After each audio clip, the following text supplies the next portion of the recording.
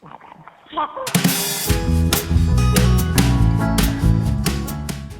you ever heard the term walk in somebody else's shoes? What does that even mean? Have you ever put on somebody else's shoes before? They feel different, right? On your feet.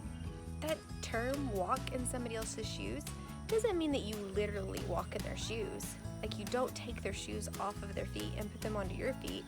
What that means is try to experience the world the way that they do. So let's try, okay? Let's start with my shoes. Now, what can you tell about me just by my shoes? Well, for one thing you can tell, I don't take very good care of my feet.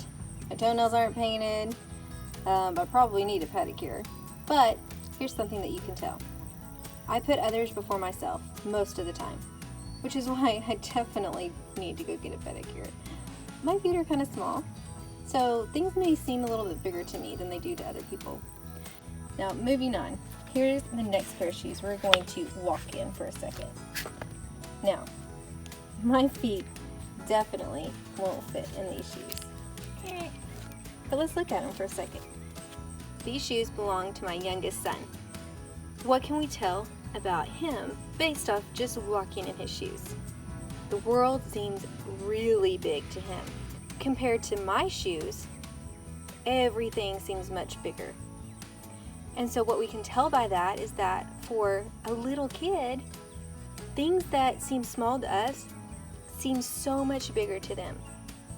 So when they get upset or they get excited about something, we need to pay attention. Because while we may not see that as such a big deal, to them it is a huge deal. For our next pair of shoes, let me see.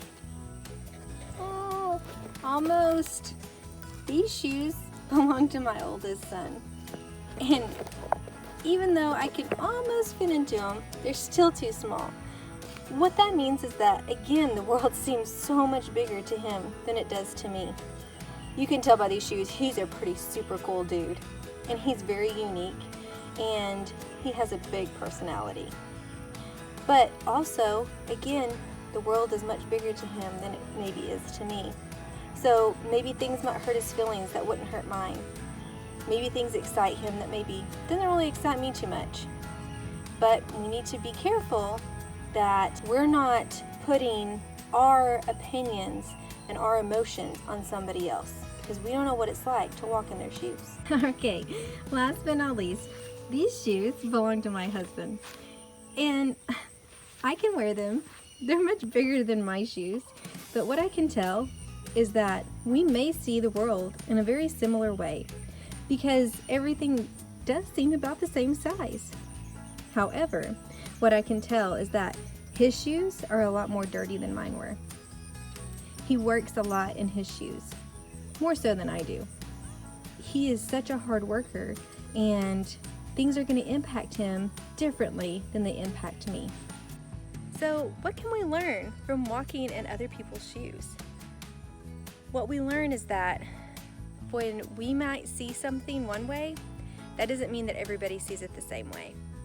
We need to be careful that we don't expect other people to know what we're feeling or what we see, because what they're feeling and what they see may be completely different.